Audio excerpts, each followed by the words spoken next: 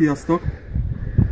Ma november 19-e van, itt vagyunk a kedvenc vizemen, Gyékényesen, és aminek nagyon örülök, már sikerült egy nagyon gyönyörű pontyot fogni, de most először szeretnék egy köszönetet mondani. A múlt heti pontson nagyon jól éreztem magam a Bujáki Géza meghívására. Nagyon szépen köszönöm még egyszer a meghívást és a családomnak is, és nem utolsó sorban a támogatómnak, a CFB-nek, Horváth Csavának, aki eddig is nagyon-nagyon jó bollivat támogatott, és az év elég sikeresen záródott így is le, de viszont rengetegen kérdezték, hogy milyen szereléssel és hogyan pecázok, meg szeretném nektek mutatni most ezt a szerelést, amit így Gyékényesen sikeres voltam. Ez a szerelés nem más, mint egy egyszerű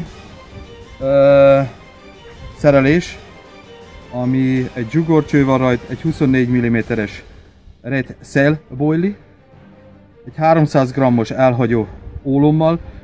Mindenki azt kérdezte, hogy miért ilyen nehéz ólommal. Én nekem az a véleményem, hogyha messzi távra pecázunk, nagyon lényeges, hogy egy safety flick, tehát biztonsági kapocsal legyen ellátva az ólom. A másik az, ugye ebben kettő történik, amikor a hal felvette a csalit és megakasztja magát, abban a pillanatban az történik, hogy a nehéz súly által, a súlyával által 100%-os akadást okoz neki, és abban a pillanatban más történik, hogy teljesen elveszti. Ebben az esetben az van, nem úgy, mint a másikban, hogyha valaki belső ólomfuttatása vagy inlinebellel horgászik, hogy az ólom rajt marad, tehát húzza a hal maga után a 300 g-ot, ezt elveszti, és automatikusan a hal felfele, a víz felfele, tehát a tetejére törekszik, tehát ez azzal is előnyös, hogy akadókat, meg különböző akadók, amik a vizekben vannak, hogy kizárja.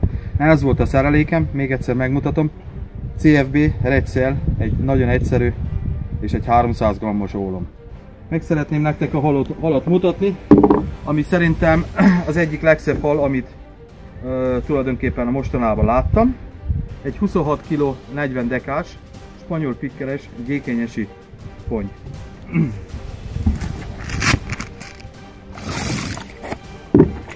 Mint mindig.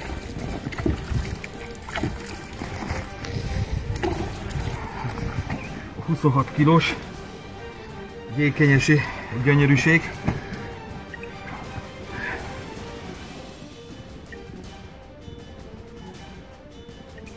Nagyon-nagyon örülök, hogy sikerült egy ilyen szép pontyot fogni.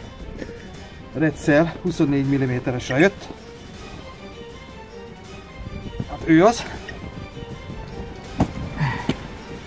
Szeretnék még ezen kívül a másik oldalát is megmutatni, ami nagyon-nagyon gyönyörű. Nézzétek meg ezt a gyönyörű pikkerformát, ami ő neki van. Egy igazi, hibátlan, gyönyörű spanyol pikkeres gyékényesi queen, királynő.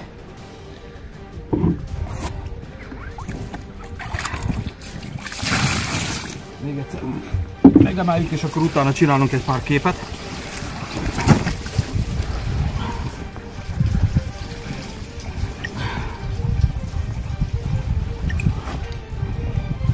Ő ez. 2016. november 19-e Gyékényes, és a Queen, a királynő, a gyékényesi spanyol pikkeres. Ő volt.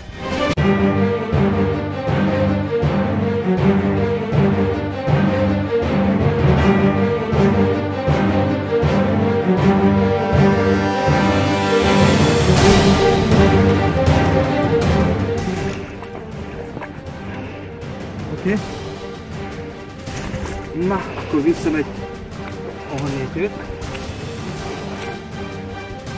Tesszük.